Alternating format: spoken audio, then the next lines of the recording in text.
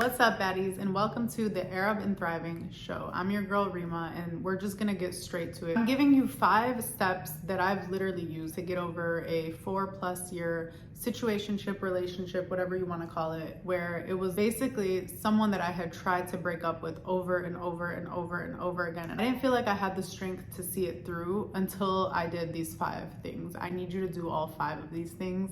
Don't skip one. Don't think that you're the exception to the rule, because chances are, if you're watching this, you've already tried at least once. So just please, baddie, just know that you have all of the power in you to see all of this through. I am cheering for you. I cannot wait to hear how it is on the other end of this toxic relationship that you are in. Understand that there will never be a better time than right now. I don't care if his birthday is next month. I don't care if Valentine's Day is in a week. I don't care if your anniversary would be in 2 months. There will always be something. There will always be something coming up. You will just continue to delay your process of getting over this person because you want to celebrate something or you want to be around during your birthday or during a special moment. Understand what you are creating room for. If you do feel like you have some FOMO around upcoming events, I just need you to think about, what would you be creating space for if you did this today? What relationship with yourself would you be creating space for? What confidence, newfound confidence in yourself would you be creating space for? What future ideal relationship would you be creating space for? And how are you pushing that further and further down the line by wanting to celebrate an anniversary with someone that you know that you shouldn't be with? That's what I call the no FOMO rule. You cannot have FOMO around all of the things that are just gonna come and go every year. You need to prioritize your self-love and your self-worth and your long-term happiness over short-term pleasure. That's the name of the game. Cut off all contact with this person. You need to kind of prepare for you moving on. And so if you have a relationship with his mom or his sister, or if you have mutual friends that you made through him, now is the time to start cutting those relationships off. It is going to be extremely difficult, if not impossible, to actually move on from this person and get over them if you are still in contact with people that are in contact with him constantly. I know that you have developed relationships with these people. I know you might love them. I know you might feel like they're now your friends and your family, but just understand that you really need to prioritize yourself right now. If they understand, that's amazing, but you're not waiting for them to understand. You're doing this for you, and the right people should get it. Switch up your schedule to make sure that you're not having any run-ins with this person. When I was trying to get over my ex, we went to the same gym and we used to go kind of around the same time. So one of the first things that I did was completely switch up my schedule. When I say completely switch it up, I mean like 12-hour difference. Like, I used to go at 5 p.m. after work. I started going at 5 a.m. before work, just to make sure that I didn't run into that person, because I knew when I'm trying to get over them, it's extremely important, if not essential, that I don't have run-ins. I'm not seeing them. There's not that awkwardness of us either having a conversation or, even worse, being in the same exact space and just having that weird energy all around us. I didn't need that. And so one of the first things I did was make sure not to go to the places that I know this person goes to, even if I had to sacrifice my favorite restaurant that he also goes to, or I had to sacrifice a gym schedule that was convenient for me. There was a moment where I felt a little bit of ego, like I was working out at this gym before he was, like, why should I change my schedule? But then you just have to kind of snap back and remind yourself, you're doing this for you. You are maneuvering this whole situation for you. This is ultimately for you to be better, for you to be stronger, for you to be happier. And so a lot of sacrifices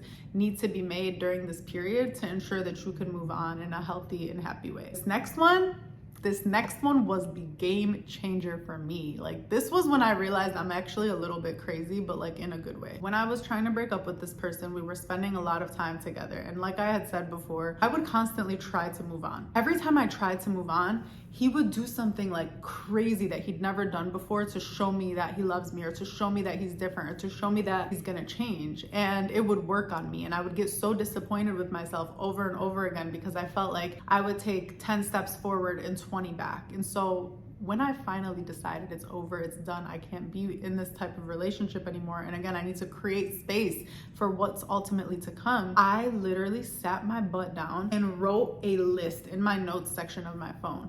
wrote a list of rules. Do you guys remember that Dua Lipa song where she's like, one, don't pick up the phone? It was literally like that. And this was before this song came out. So I feel like I invented those lyrics where I literally wrote down, when he asks you to come see him, make up an excuse and say you're studying for your GMAT. For every single thing that had worked on me in the past, I had a plan. Like, I didn't leave this up to chance. I didn't leave this up to emotion. I literally bullet pointed and listed every single thing that I was going to do based on what he has tried to do in the past, or things that I would anticipate he would try to do in the future. It was very important in the first couple of weeks, and I really recommend this to you, especially if you're with a gaslighter, especially if you're with somebody manipulative or emotionally abusive. I really recommend not telling him what you're doing. Like, don't be real. And this is so against everything I believe in life. Normally, I'm very transparent, I'm very blunt, but I knew that if I was going to be very blunt and tell him we are done talking, he was going to do something very outrageous or extravagant, and I was still too emotionally weak to not respond in a way where I just came right back. So I needed to protect my emotions, knowing logically that this was the right thing to do. I needed to buy myself some time where he wasn't catching on. I just seemed too busy for a couple of weeks, and I knew that it wouldn't turn on the alarms right away, and so he wouldn't do anything crazy. He would just be his normal self. Like, in his mind, he would just be thinking like, okay, I guess she's just a little busy, or he might be wondering, is she getting distant? But it wasn't enough of a red flag for him to go do something that would ultimately pull me back. I really recommend listing out what you are going to do. Think back on all the times you've tried to get out of this relationship. Think back on how they were ultimately able to pull you in, and create a plan so that that is not going to work moving forward. If you want to write yourself a love letter, in that notes section, I did that actually. I literally listed these things out, and I wrote myself this love letter that basically told myself everything you're trying to get from this other person, you can give to yourself. You don't need somebody else. You don't need anyone outside of yourself. Love and respect yourself enough to actually follow through on those things. Have a plan for when he texts you. Have a plan for when he FaceTimes you. Have a plan if he pulls up at your job. Have a plan if he tries to talk to you through people in your life. Have a plan for everything and follow through with that. This is going to help you so much. It's going to ensure that you have the armor and you're protected and you're not getting caught off guard and just leaving it up to your emotions, because obviously that got you here and you need to bring something else into this equation. By no means should you explain yourself during this phase. You should only explain yourself, if you're ever going to, when you truly know you are strong enough to not get pulled back. That's it, okay? You also do not owe this person closure, and I need you to know that. You do not owe this person closure. If you would like to give them closure, then that's up to you. But don't use closure as an excuse to continue talking to this person, because you still low-key want to talk to them.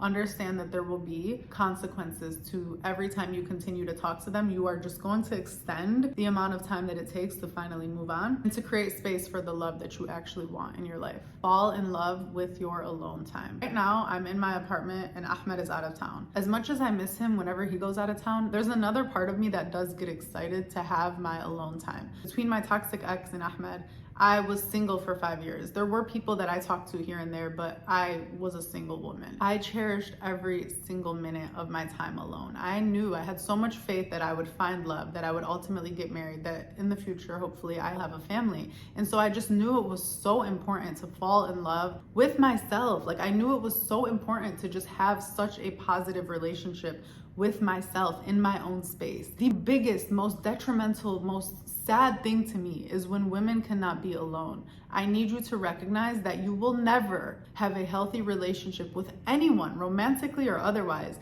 if you cannot stand to be in your own space alone. That is true self-love.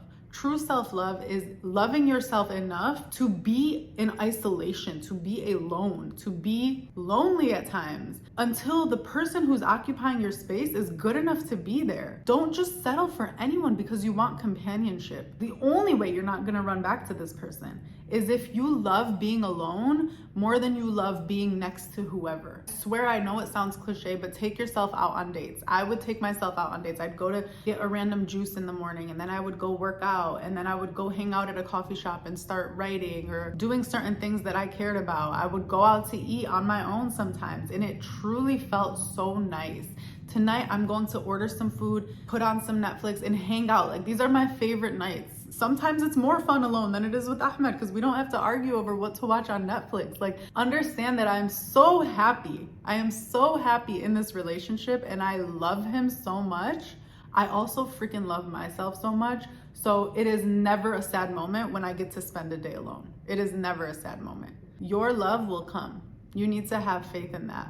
And because it is coming, you need to be grateful for where you are right now. There's beauty in every situation. When you do find this person and you are in love with them and you do maybe move in with this person and share space with them, you're going to wish that you had just cherished the years leading up to that moment. Number one, you're gonna wish you didn't spend those years wasting more time with someone you shouldn't have been with, for sure. Number two, you're gonna look at your younger self and wish that you enjoyed your life, that you enjoyed your days, that you weren't sitting there constantly wondering when your love is gonna come.